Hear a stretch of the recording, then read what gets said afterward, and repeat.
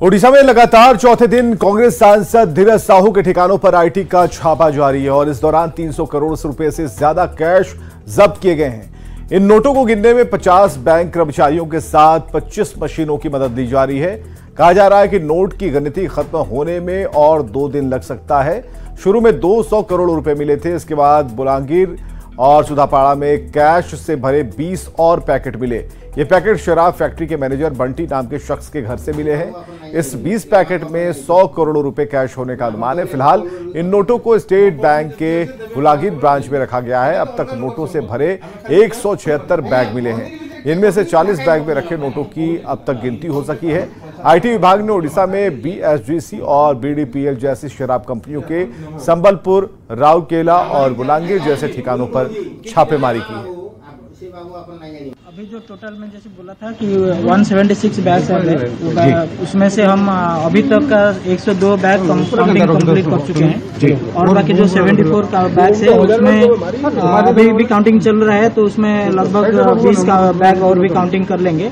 बाकी जो बचा वो कल हम खत्म करने का, कल शाम से पहले हो जाएगा सर? एकदम हो जाना चाहिए, वही हमारा कोशिश है, हम वही प्लान करके चल रहे हैं। 102 बैग में कितने कैश मिले हैं सर, कुछ अनुमान बता पाएंगे? नहीं, इसमें नहीं बता पाएंगे क्योंकि जो इमीडिएटली जो होता है ना वो पैक करके फिर हम रख लेते हैं। काउंट अमाउंट के साथ हम फोकस नहीं कर रहे हैं, अभी हम बैग कंप्लीट कर रहे हैं। कांग्रेस पार्टी को ही उत्तर देना पड़ेगा। उन्हीं की सांसद की वहां रेड हुई है। कभी उड़ीसा जैसे प्रांत में हम लोगों को कभी ये तो एकदम आश्चर्यचकित करके रखा है कि इतने मात्रा में नकदी बरामद हुई है। पत्रकारों ने लिखा है, मीडिया ने लिखा है कि मेसिंग बंद हो गई, इतने नोट था। ये नोट कहां से आया, किसकी है, जिन लोगों की है उनको उत्तर देना पड़ेगा। एजेंसी अपने काम कर रही है। रांची में कांग्रेस सांसद धीरज साहू के ठिकाने पर आयकर अफसरों की छापेमारी अभी भी जारी है। यहां लगातार चौथे दिन सर्वे चल रहा है। यहां आयकर विभाग की 3 सदस्यीय टीम मौजूद है। यहां से जेवरात के साथ साथ दस्तावेज और कुछ कैश मिलने की संभावना है। छापेमारी के बीच कुछ आईटी अफसर सांसद के आवास से बाहर निकलते दिखे। उनके पास कई सूटकेस और बैग भी दिखे और कहा जा रहा है कि रांची के ठिकाने पर आईटी का सर्वे कल भी जारी रहेगा। राज्यसभा सांसद धीरज साहू के ठिकाने पर पिछले 4 दिनों से आईटी की दबिश है। अलग अलग ठिकानों पर लगातार छापेमारी चल रही है और राजधानी रांची स्थित रेडियम रोड पर जो उनका आवास है, एक बड़ा सा जो बंगला है, उसमें भी आईटी की टीम लगातार छापेमारी कर रही है। आज के छापेमारी की बात करें तो आज पूरे दिन आईटी की टीम यहां पर छापेमारी करते हुए दिखी है। उसके बाद अब जो अधिकारी हैं वो यहाँ से, अधिकारी के साथ साथ जो स्टाफ है वो यहाँ से बाहर निकलने लग गए हैं। वो अपने जो जहाँ पर उन्होंने अपना स्थान लिया है, यानी जिस होटल में वो रुके हैं, बताया जा रहा है कि महाराजा होटल में कुछ आईटी के अधिकारी रुके हैं, वहाँ जाकर अब रात्रि विश्राम जो है वो करेंगे। इसके साथ साथ जो छापेमारी का दौर है वो बताया जा रहा है कि कल से एक बार फिर से शुरू हो सकता है। जैसा कि बताया जा रहा है कि कल एक बार फिर से यहाँ छापेमारी शुरू हो जाएगी। गौरव झा, न्यूज़ 18, रांची। कांग्रेस सांसद के ठिकाने से कैश बरामदगी पर सियासत गर्म है। इस पर बीजेपी नेताओं ने प्रेस कॉन्फ्रेंस करके कांग्रेस पर निशाना साधा। बीजेपी की ओर से इस मामले में कल सभी जिलों में आक्रोश और प्रदर्शन किया जाएगा।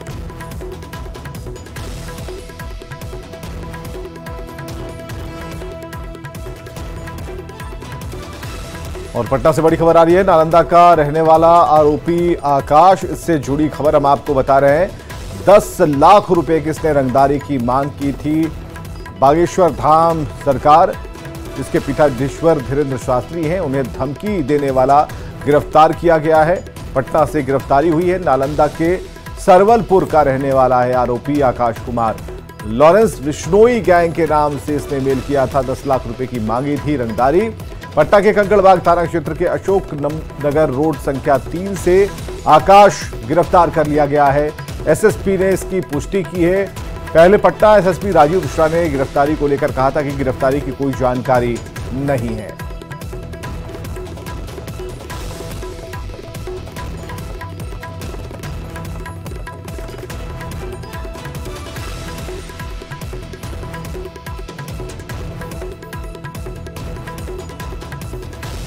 तो पटना से इस वक्त की बड़ी खबर। पटना के कंकड़बाग से रंगदारी मांगने वाला आरोपी गिरफ्तार कर लिया गया है।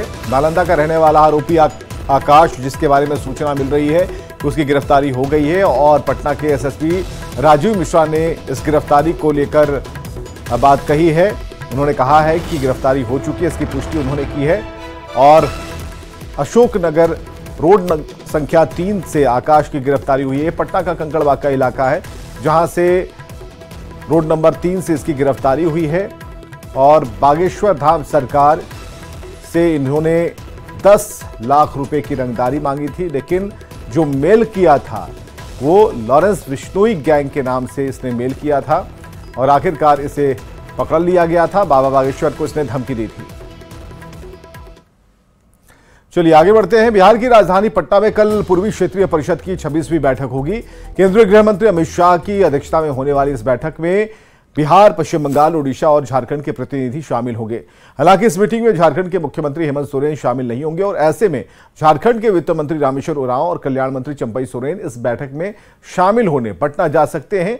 और इस मौके पर झारखंड की ओर से वनाधिकार अधिनियम 2006 के अनुरूप संशोधन के साथ आदिवासी रेजिमेंट के गठन की मांग होगी और साथ ही कोयला कंपनियों पर बकाया 1,36,000 करोड़ की मांग भी उठेगी। इसके अलावा मसानजोर डैम के पानी के साथ साथ रेल प्रोजेक्ट और केंद्र प्रायोजित सामाजिक सुरक्षा में केंद्रांश बढ़ाने और नक्सलवाद के मुद्दे पर भी बात होगी।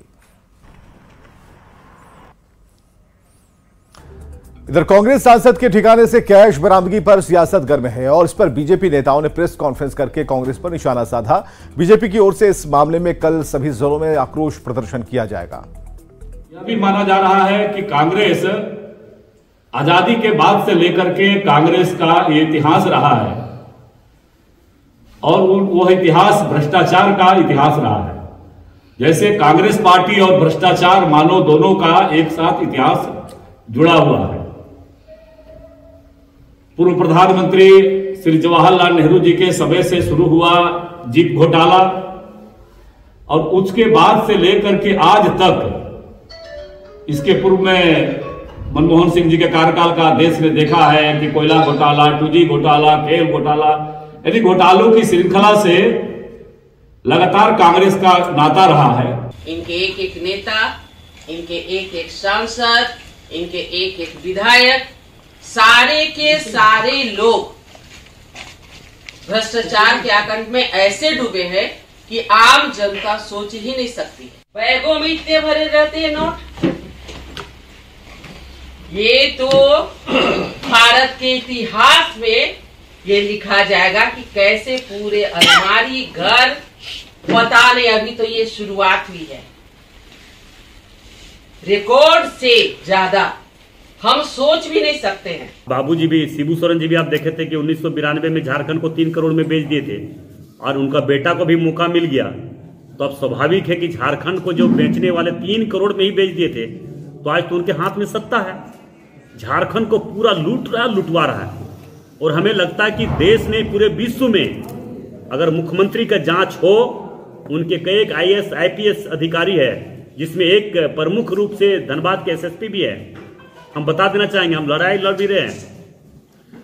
अगर इन लोगों का जांच हो तो हमें लगता है 50,000 करोड़ से ज्यादा रुपया की बरामदगी होगा। ये मुझे पूरा विश्वास है, नहीं हकीकत के साथ। इधर बिहार के मुख्यमंत्री नीतीश कुमार जल्दी झारखंड दौरे पर आने वाले हैं। दावा किया झारखंड JDU प्रभारी अशोक चौधरी ने। वो 2 दिवसीय दौरे पर रांची आए और इस मौके पर वे लोकसभा चुनाव को लेकर पार्टी कार्यकर्ताओं के साथ बैठक करने वाले हैं। आने वाले समय में जो अगले साल चुनाव है उसको लेकर तो आते रहना पड़ेगा ना। मतलब प्लान करना है, प्रोग्राम करना है और नेता का भी प्रोग्राम हो रहा है, आने का प्लान हो रहा है, माननीय नीतीश जी का भी। उन सब पर चर्चा करेंगे, बात करेंगे आप लोगों से भी इस पर। 6 तारीख का तो जानकारी थी, बात थी, सबको मालूम था। उनकी तबीयत ठीक नहीं थी तो बैठक में जा नहीं पा रहे थे। बैठक का डेट बढ़ गया है। उन्होंने आज बयान दिया है कि अब अगली बैठक जब होगी तो डेट जब फाइनल होगा तो जाएंगे। और LJP अध्यक्ष चिराग पासवान ने अगले लोकसभा चुनाव में फिर NDA की सरकार बनने का दावा किया। रांची में उन्होंने कहा कि 3 राज्य में NDA की जीत से साबित हो गया कि देश की जनता PM मोदी के साथ है और अगले साल एक बार फिर NDA की सरकार बनने जा रही है। लोकसभा चुनाव की तैयारी में NDA गठबंधन पूरी तरीके से मजबूती से तैयार है और जिस तरीके से विभिन्न राज्यों के चुनाव के परिणाम आए हैं जिसको सेमीफाइनल के तौर पर देखा जा रहा था।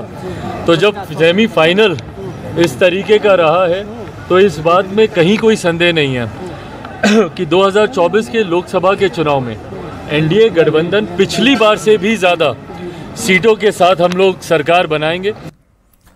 धनबाद में आईआईटी आईएसएम का 98वां स्थापना दिवस समारोह मनाया गया और इस मौके पर राज्यपाल सीपी राधाकृष्णन ने छात्र छात्राओं का हौसला बढ़ाया। साथ ही कहा कि यहां पढ़ने वाले विद्यार्थी पूरी दुनिया में झारखंड का नाम रोशन कर रहे हैं। कल ही आईआईटी आईएसएम का 43वां दीक्षांत समारोह होगा और इस मौके पर उपराष्ट्रपति जगदीप धनखड़ मुख्य अतिथि के तौर पर शामिल होंगे। साथ ही 1249 छात्रों को डिग्रियां और 39 छात्रों को गोल्ड मेडल दिया जाएगा।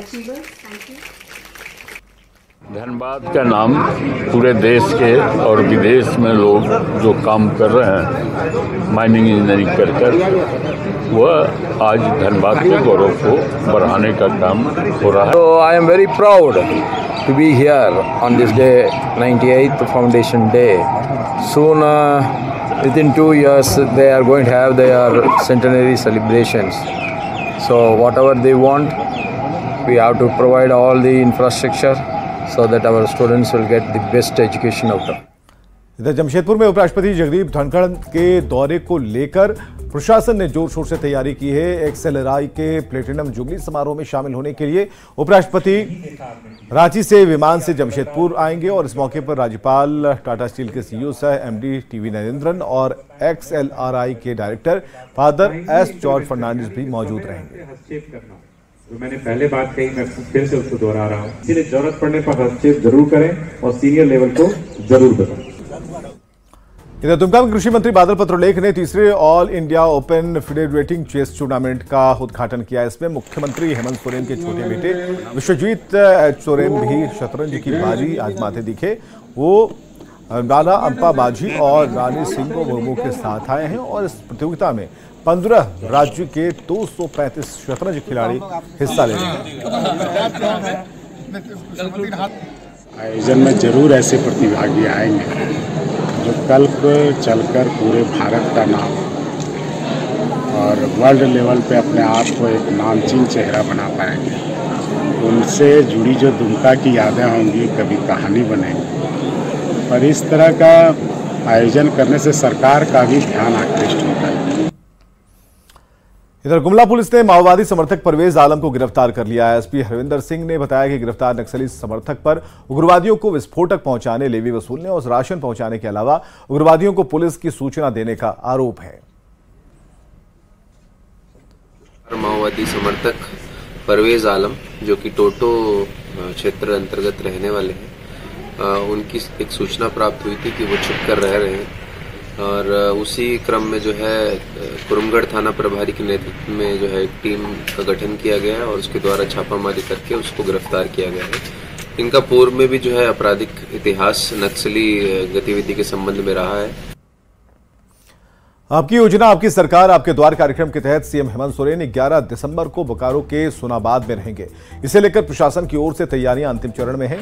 नारायणपुर पंचायत के भांगा बाजार टोला की सड़क से जल जमाव को साफ कराया गया, वहीं सड़क की हालत भी सुधारी गई। लोगों का आरोप है कि विभाग की गलती से सड़क पर जल जमाव हो जाता है। सीएम के आने से पहले शुरू किए गए काम को लेकर लोगों ने हंगामा भी किया। आपको बताएं कि गांव के पास नाली रहने से बारिश में सड़क पर जल जमाव की स्थिति होती है, लोग परेशान होते हैं। वहीं अधिकारियों ने जल्द ही ड्रेनेज सिस्टम दुरुस्त करने का भरोसा दिया। के आसपास में रोड बना है, 5 साल होने को चला है सर। 5 साल में जो बारिश सर हम लोग का पूरा गांव का आसपास पूरा इलाका पानी से भर गया है। लोगों को घर घुसने में दिक्कत हो रहा है, तरह तरह की बीमारी क्या नहीं हुआ।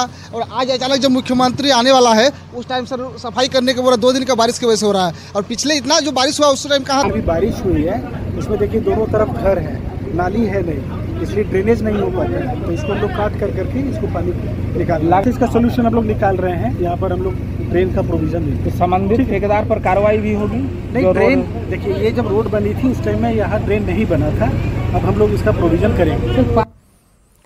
गिरिडीह, हजारीबाग और बोकारो के 45 प्रवासी मजदूर सऊदी अरब में फंसे हैं। मजदूरों ने सोशल मीडिया पर वीडियो शेयर किया है, वतन वापसी की गुहार लगाई। आपको बताएं कि गिरिडीह के 16, हजारीबाग और विष्णुगढ़ प्रखंड के 25 और बोकारो के 4 मजदूर शामिल हैं। सभी लोग कमर्शियल एंड टेक्नोलॉजी कंपनी में काम करने के लिए 11 मई को गए थे। वायरल वीडियो में इन मजदूरों ने कहा कि कंपनी ने 5 महीने की मजदूरी भी नहीं दी। 2 महीना पैसा दिले है, 2 महीना 4-5 महीना से पैसा ना दिले है।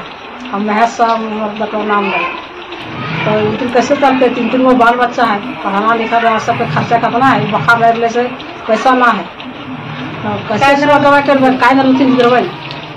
सब तो सूटर न खाए, पढ़ाई लिखाई में 3,000 पैसा लागू है पढ़ाई में, तो कहाँ से दे देना के कैसे पिंधेबे ओढ़ेबे कैसे रखबे, जब वो पैसा देते है ये नहीं तो कहीं लगा लो नहीं लगले बात है।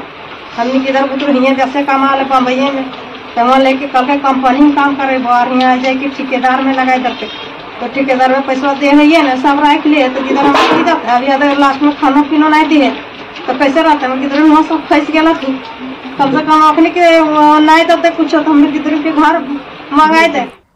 और खबर गढ़वा से, जहां डंडई प्रखंड में स्कूल का निरीक्षण करने पहुंचे वीडियो और शिक्षक में बहस हो गई। इस दौरान दोनों ने एक दूसरे को देख लेने तक की धमकी दे डाली। दरअसल जोतर में उत्क्रमित मध्य विद्यालय में वीडियो निरीक्षण के लिए पहुंचे थे और इस दौरान पढ़ाई लिखाई के साथ उन्होंने मिड डे मील मेन्यू के मुताबिक नहीं बनने पर प्रिंसिपल से सवाल किया तो प्रिंसिपल भड़क गए और स्कूल के अध्यक्ष और संयोजिका से जवाब लेने को कहा। इस पर भड़के वीडियो ने प्रिंसिपल को फटकार लगाई। वहीं प्रिंसिपल ने भी वीडियो को देख लेने की धमकी दी। पूरे मामले की जानकारी सीनियर अफसर को दी गई और साथ ही आगे की जांच के लिए रिपोर्ट भेज दी गई है। हमारे शिक्षक है, हमको नहीं पता है, कौन है पता?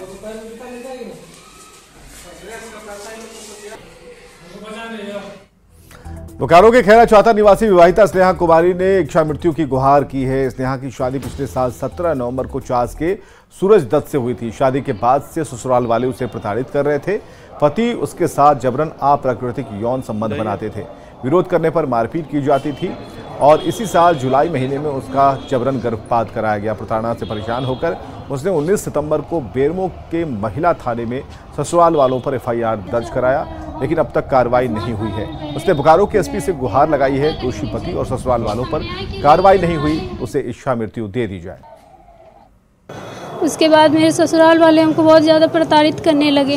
मेरा जबरन गर्भपात करवा दिया। मेरे पति मेरे साथ अमानवीय व्यवहार करते थे। इसके लिए हम परेशान होकर पहले कसमार थाना में इसका आवेदन दिए थे 13 अगस्त को, लेकिन वहाँ पर 16 अगस्त को दोनों ये में समझौता नामा हुआ और बोले कि खरमास ख़त्म हो जाएगा उसके बाद लेके जाएंगे, लेकिन उसके बीच खरमास ख़त्म हो जाने के बाद भी वो लोग लेने नहीं आए और हम लोग पे उल्टा केस करने लग गए।